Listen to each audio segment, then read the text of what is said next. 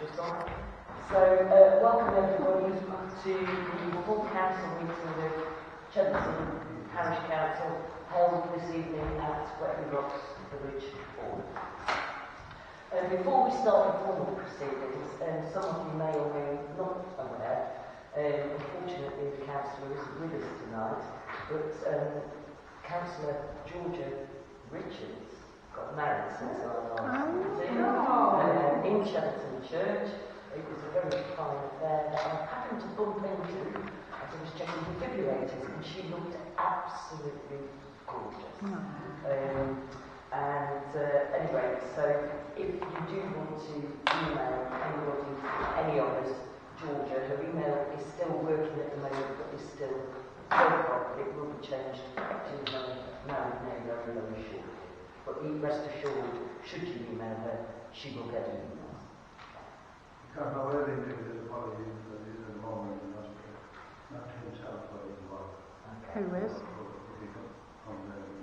Yeah. Okay, so I'll move on to the agenda. Apologies. Yeah, apologies from Councillors Theodore, Worthington, Quainton and Covenbrook. Item 63 are friendly declarations of personal or prejudicial interest or requests. No. Okay. If, as usual, you think of anything else we're going through the meeting, please do so. So, item 64, I will now close the meeting for public questions. Yes. I'd like to ask about broadband, because last time I spoke about it, you said you'd bring it to the next full council, and I was just wondering if you got to the bottom of it, where the money's, who's been using it. I'll ask Councillor Alcott to respond to that. So, after what felt like a lifetime talking to BT Outreach, I have found the router. So the router is live and running, and it's in the community centre. And it's been there all the time. In the rock cupboard. Yeah. In a rock cupboard. We can't get into the cupboard yet, because BT can't tell me the network code. So they've what they call the SSID code, or the password, because that is the sticker on the router. They don't maintain a record of this serial number router and this SSID number, or they don't release that information, because most people will change that network number name anyway, particularly business, and certainly password you would. Until we can get into that locker, it's in a massive black, grey electrical cupboard that's about 8-9 foot up towards the ceiling. With a smoked glass window. For some reason, there's a telephone attached to it.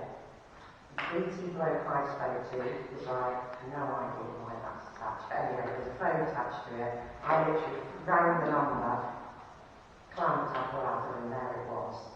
So, what we've got to do, because the electrical cupboard is locked and we can't bust the lock, is find somebody who has a big tin box full of electrical cabinet keys, and I know somebody who has that, and I will get into that box, find out the network code, find out the password, and then we should be able to go. Okay, that's fair enough. So it's mystery solved. Yeah, That's mystery where it solved. is. Yeah. Because nobody knew.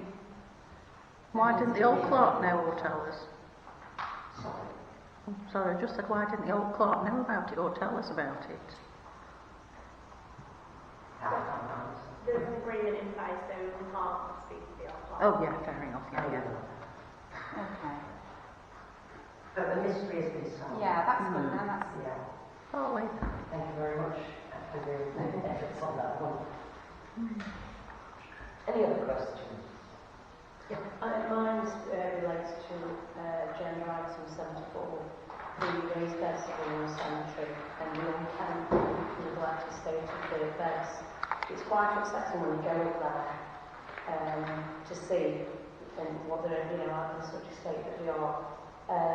There is quite a lot of public that are willing to volunteer and get the bed sorted and sow the seeds. But I know there's a time frame for that, so I'm just wondering where we're at with that, and are we doing anything with them all? And also whose responsibility is it? Well, as you quite rightly pointed out, it is item 74. Councillor Alcock has prepared an extensive proposal on that project, which will be discussed this evening.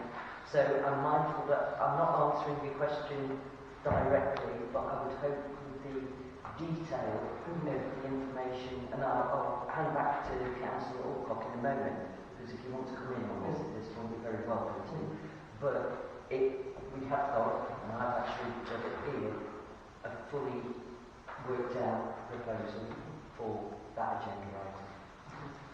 I think from my point of view, I've seen the proposal, I've been up there myself, I've got family up there,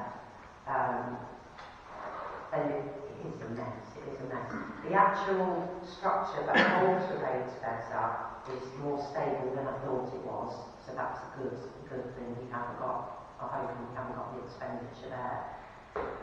One of the first things we would need to do is test the soil quality, because you do not want good soil for growing wildflowers, but you need to know what type of soil you've got, so soil analysis needs doing. But that's really I've got hundreds of bloody bits in my greenhouse to do that.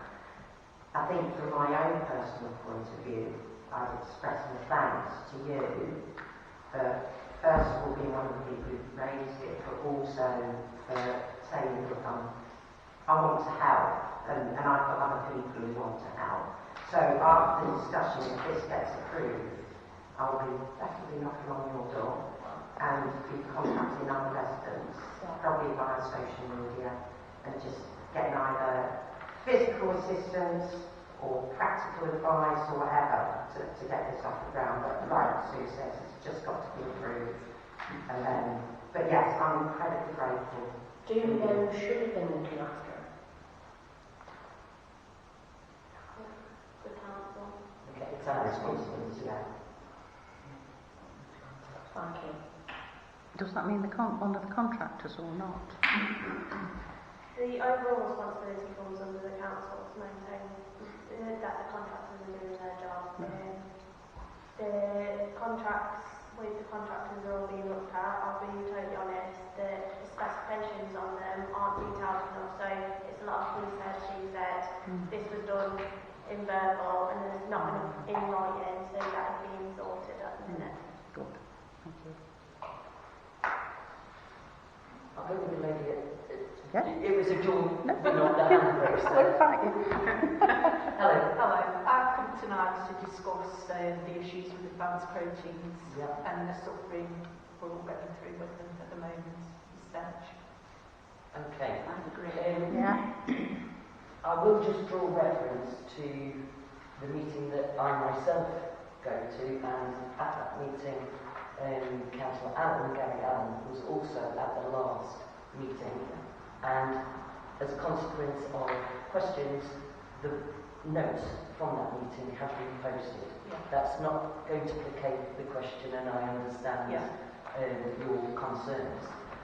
I have been aware, because I live in Cheltenham as well, of recent odours, shall we say, and the comments on Cheltenham Chat. Horrific. And it's just sheer bullying on Cheltenham Chat. Yeah.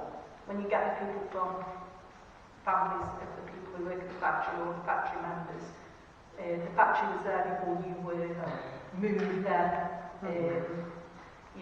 be a vegetarian then. We've got a contractor who said exactly the same. Council. Yeah, it's just complete bullying basically.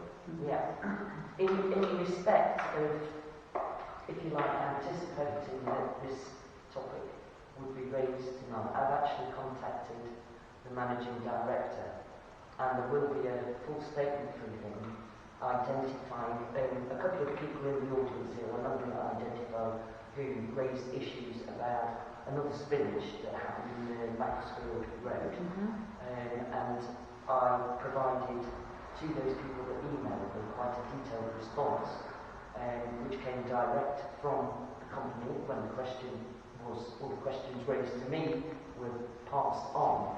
And I can't say, but I'm hoping to know by tomorrow whether or not there was any prosecution, because there was some dangerous driving that caused the lorry to swerve or to brake heavily, which caused that slippage. No excuse, I have to say, but the dash cam available was quite conclusive, shall we say. To me, the lorries, you know, you go past them, but the factory is on another level, basically. Well, we can't even live our lives there.